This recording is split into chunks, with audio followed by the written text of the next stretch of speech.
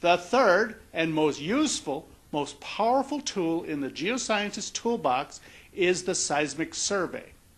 This tool uses sound waves that allow petroleum geoscientists and petroleum engineers to interpret what is in the subsurface.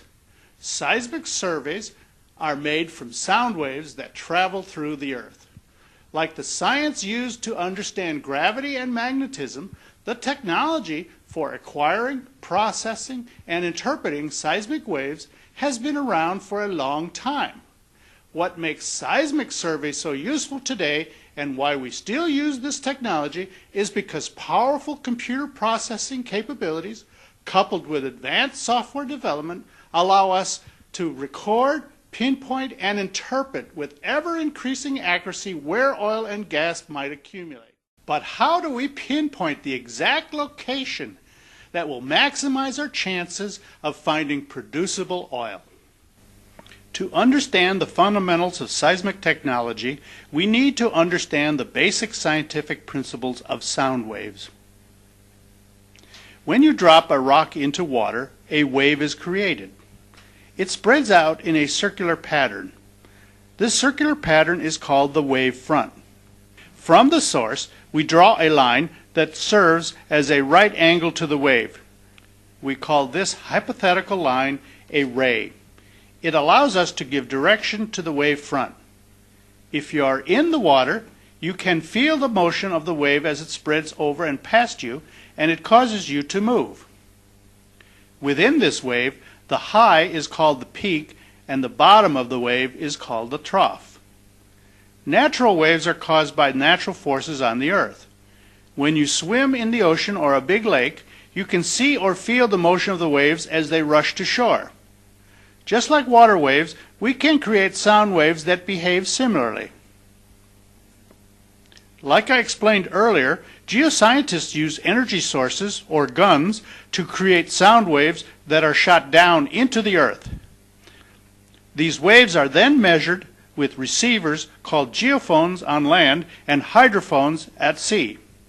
Here are some examples of graphs that have been created using data from these receivers. They basically allow us to visually illustrate the formations and rock types below. There are three types of seismic waves that are of principal interest to the geoscientists and the petroleum engineers. Here, we'll look at water waves to give us a better understanding of sound waves and how they work. The first wave is the P wave, or the compression wave. The second is the S wave, or shear wave, and the third wave is called the Rayleigh wave, or the surface wave. All three are used in seismic work. Let's look at them in closer detail. We'll start with the P wave, the compressional wave. Imagine you are the blue dot in this animation. Now notice when the wave hits you, it pushes you forward and then back. Now, here is the S wave, or the shear wave. This wave is what you would experience on the ocean. The wave pushes you up and then down and then up. Measuring the relationship between the P wave and the S wave allows us to calculate the travel time of a sound wave. The third wave is the Rayleigh wave, or surface wave. In these waves, the energy travels along or near the surface. Again, let's look at these two blue dots. The two dots move up and down, but the dot nearest the surface feels more of the up and down movement. The measurement of the magnitude of this wave allows us to make corrections when hydrophones, or sound waves, in water are used. We use the properties of these waves to help us build seismic surveys. We measure the travel times of these waves as they bounce off the Earth's underground structures. Let's talk about what these waves illustrate. Sound waves are affected by four properties when they pass through air, fluid, or rock.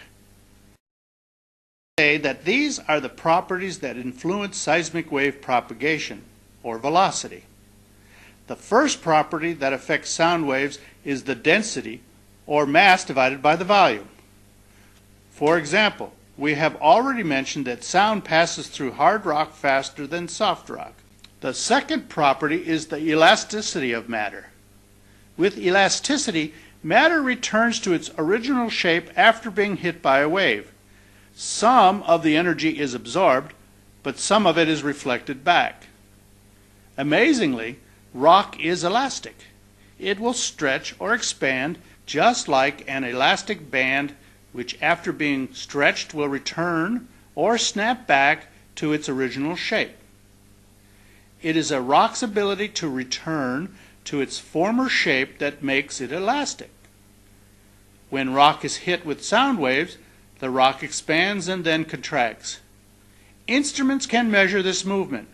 For instance, hard rock, with tighter stacked atoms, a matrix or crystal, doesn't contract as much as soft rock.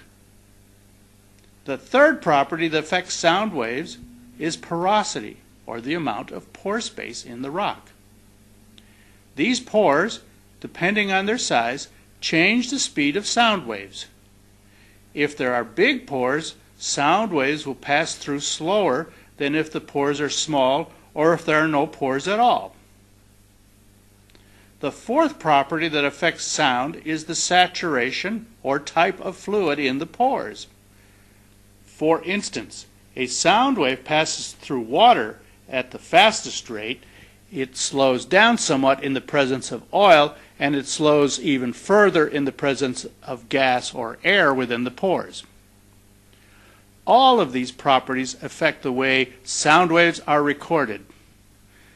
By studying their variations, we can determine the density, the elasticity, the porosity, and fluid saturation in the structures below. Ultimately, they allow us to determine formation characteristics such as rock type, depth, and shape.